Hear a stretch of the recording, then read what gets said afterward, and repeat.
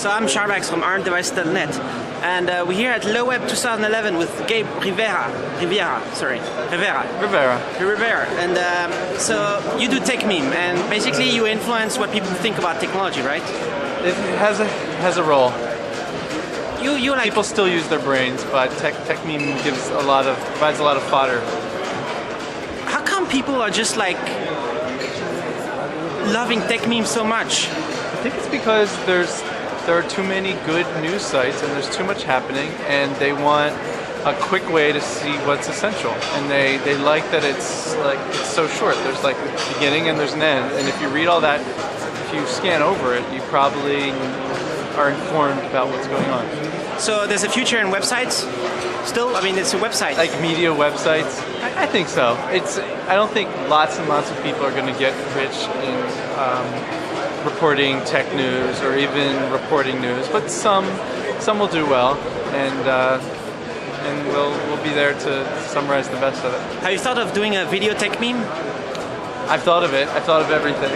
I don't think that'll be our next step. Our approach is just better suited for text and stories, and someone else will probably do a good job.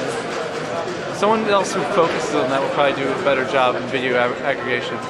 Are you conscious that Techmeme might be influencing like hundreds of billions of dollars in the stock market? Is it true, do you think?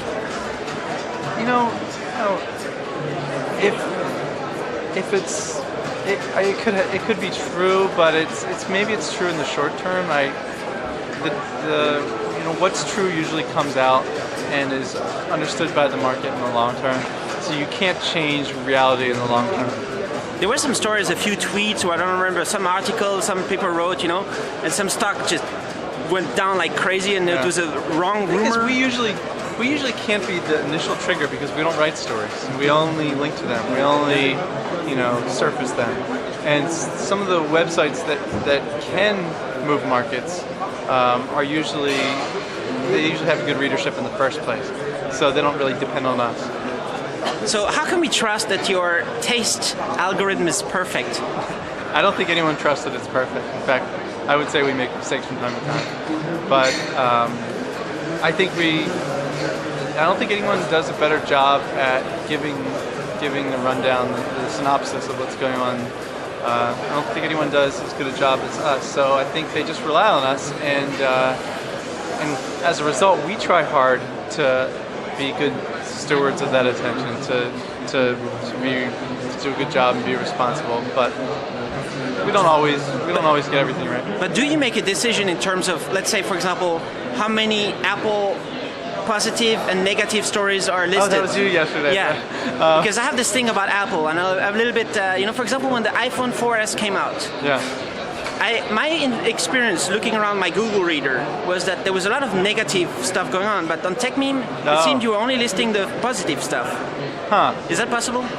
Well, it's not even possible, and it's not true. Of course we have negative. Probably whenever there is a story where there is a big Apple story where there was some negative interpretation that had received any kind of prominence, I'm certain we covered it. Maybe some of the more minor ones we passed on, but no, we don't. Our editors don't keep score of negative and positive. We're trying to capture,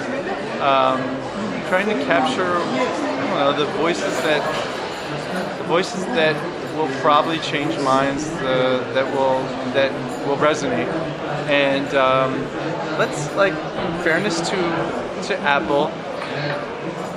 People love their products, and they do a lot that's right. And so I think, given the way Apple's performed, I would expect on the balance the positive to outweigh the negative. But when they do screw up, I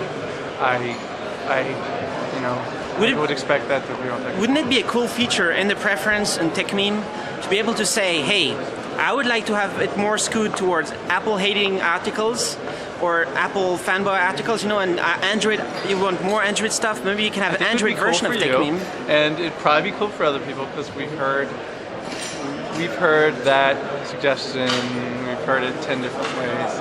But I don't think it's what we're going to focus on. There's value in knowing, there's value to you reading the site and knowing that other people are reading the same thing, or saying the same thing. So you have a common context with other people that you know are reading the site. And if you're getting only the anti-Apple stuff, then you can't rely on knowing that others are saying the same stories, and so you won't have common things to talk to them about. And there are, if you want, the Techmeme's way isn't the only way, of course. Like Twitter itself is a great way to customize the kind of voices you want to hear. If it's your choice whether to follow John Gruber, for instance. All right. And what's your big secret feature that you're going to come out with soon? Nothing specific. I think we need to continue integrating Twitter better in like tweets into Techmeme, and could you integrate Google Plus better? We need a better, Google Plus too. I think we need to go deeper. Could you actually integrate the plus that people do on the stories somehow? Probably. I don't know if we want plus buttons everywhere, but maybe in a more muted, expandable way. And the other thing is, we're due for some kind of cosmetic redesign. Maybe not radical, but just something that looks a little better. It's not going to be green anymore? Did you copy Slashdot or? No? Not Slashdot. The same color, no? Something that's probably an evolution of Techmeme. Cool.